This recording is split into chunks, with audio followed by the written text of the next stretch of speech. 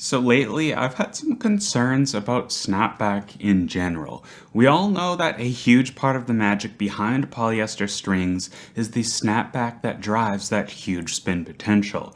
That's the reason RPM Blast is one of the best-selling polyesters of all time, and the reason I've really been enjoying Restring Zero.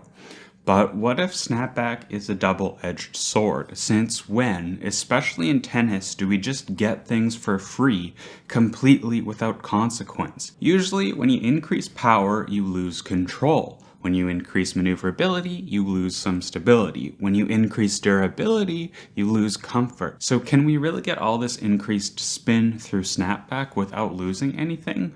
Well, it seems that Ivan Lendl is not fully convinced that polyester strings are the end-all be-all of control either. Let me ask you this, guys, with the strings. Is it possible that the strings are a little inconsistent right now? Because what I see is the guys not hitting their spots on the serve as much as John was saying. And what I also see is them not being consistent with the depth of their shots. That I see too. And I see that. Is it possible that it's because of the string and they're afraid that every now and then it just flies a couple feet longer?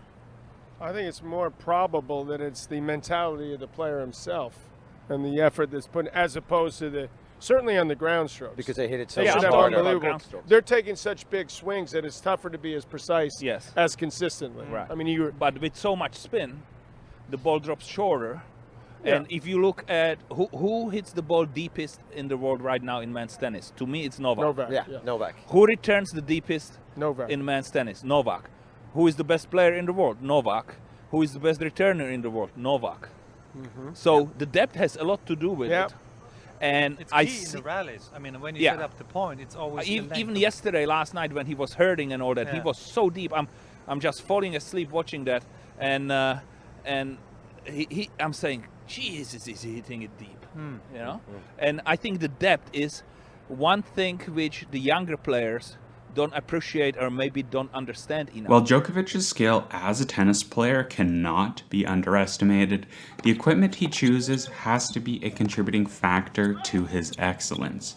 I honestly can't imagine Novak having the same success he's had today if he were to use Rafa's racket, for example. So when you look at Djokovic's setup, it's clear that he's trying to maximize predictability from his string bed. He spent most of his career using a very dense 18 by 20 string pattern, and only recently going to that 18 by 19 in a 95 square inch head. Looking at the density of the string bed on my LM Radical MP, the racket upon which Novak's is based, the matrix looks quite a bit tighter than modern 18 by 20s like the Gravity Pro or the 18 by 20 Whiteout. And these denser string patterns have two big consequences. One, they're going to have a lower launch angle due to a reduced trampoline effect, and two, less spin due to a reduction in snapback. This Tennis Warehouse University study found that tighter patterns, specifically those with more crosses, had reduced spin. Essentially, the more access the ball has to the main string, the more it can bend that main string and the more energy that main string can return to the ball. So the less access the ball has to the main string, the less the ball can bend the string, resulting in reduced snapback. But there's another thing that we can learn from Djokovic's string setup. He uses a hybrid with natural gut mains and Luxilon ALU Power rough crosses. Yes, natural gut is a classic power string, but it also snaps back much less than the poly option, and when strung tightly around 59 pounds like what Djokovic uses, it still provides plenty of control. What's interesting to me is his selection of a cross string, and one that is very commonly used throughout the tour.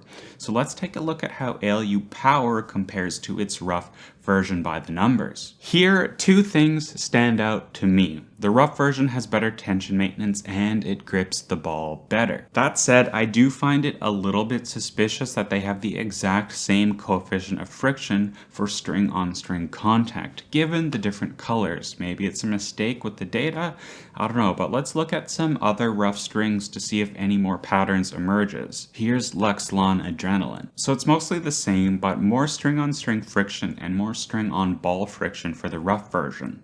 And here's 4G. More ball friction this time, but the rough version is substantially softer, so maybe we're not looking at the right story.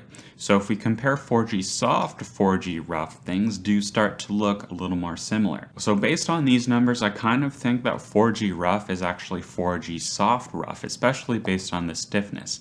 And again, we're seeing higher string-on-string friction with the rough version. Though curiously, this time, the ball friction is considerably higher with the rough version. Weird. For comparison's sake, let's have a look at some other brands. Here's Kirschbaum Max Power. Their numbers are looking pretty similar in the friction category, though the stiffness is very different. Note that while the string-on-string friction is basically the same, there's still more string-on-ball friction with the rough version. So how about Het Hawk? Again, we're seeing more friction, though this time it's both for string and ball friction. However, having strung Hawk rough, it feels more like Hawk Touch rough. But annoyingly, TWU doesn't have data for Hawk Touch 17, so we'll have to sub in 18. Interestingly, the story about friction remains the same. Tension loss is also better on the rough version. With Tourbite, things are a little bit different because the regular version of Tourbite is shaped, but the string-on-string friction is still way higher with the rough version. There is one major outlier though, and that's RPM rough. While the ball friction is higher, the string friction is substantially lower with the rough version. The stiffnesses are also totally different, and if you play with both, they do feel like completely different strings, so maybe it's not the best comparison. So what did we learn here? I'd say not that much, but maybe some things. It's hard to draw anything super conclusive because we don't know if texture is the only thing that manufacturers are changing when they make rough versions. When stringing the racket, you get to feel the string in your hands, and ALU Power and ALU Power Rough do feel pretty much the same in the hand, whereas RPM Blast and RPM Rough do feel quite different. In general though, it seems quite common for rough versions of strings to have more friction in the string bed or produce more friction on the ball. What is unclear in these studies is how increased friction might increase ball control. We often attribute spin and control as one and the same because spin can be used to control the ball. However, the consistency of the ball's launch is another important aspect of control, and that's what Lendl is really referring to in his previous clip. I think anytime you introduce movement into a system, you introduce variation. The greater the movement, the greater the variation in the system, and the greater the variation, the harder things become to predict. Take an extreme example, the Bolt tennis rackets. These are the only rackets that I've tried that have some sort of moving part inside, and they are by far the hardest to control. It's hard to predict exactly how much power that suspension system will offer when the incoming ball speed, depth, and spin is so different on every shot. I've had similar experiences with Restring Zero, the highest snapback string I've ever tried, and similar offerings like Wisekind and Ultra Cable. Is the snapback insane? Yes, absolutely. Is the spin insane? Yes, absolutely. The problem is, I struggle to predict the depth on the shots where I take full swings. Most of the time, the balls do land in, even if sometimes it's to my surprise, but every once in a while, I miss a ball that I swear should have gone in. I imagine that even more variation occurs when swing speeds are higher, like at college tennis levels and beyond. And I'm not really banishing snapback, coated strings, or Restring Zero to the shadow realm.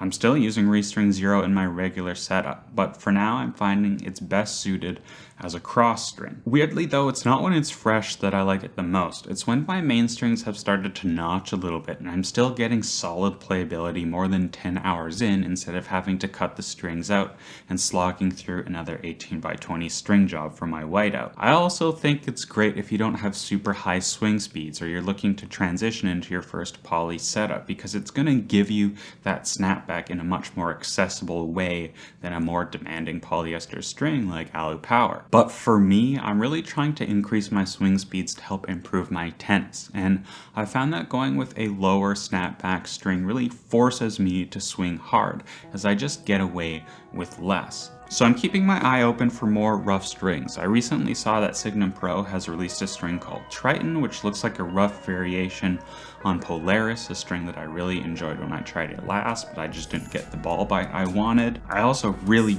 need to try Kirschbaum Max Power Rough, and Grapplesnake is coming out with a brand new string that's it's not explicitly a rough string, but it has this rough-like texture, kind of like another string I really enjoy, which is Bablet RPM Power, which is, I think, one of the worst marketed strings out there, but it's really weird and fun to try. So let me know if you think I'm completely out to lunch on this whole snapback thing. If you want to try Restring Zero, because I've been enjoying it, even though it doesn't seem like it from this video, you can get 10% off using my link in the description, and I do get some money too, so that's a great way to support the channel. But I want to hear your thoughts. Let me know in the comments. Do you like a high snapback setup, or do you like a low snapback setup? Anyway, see ya.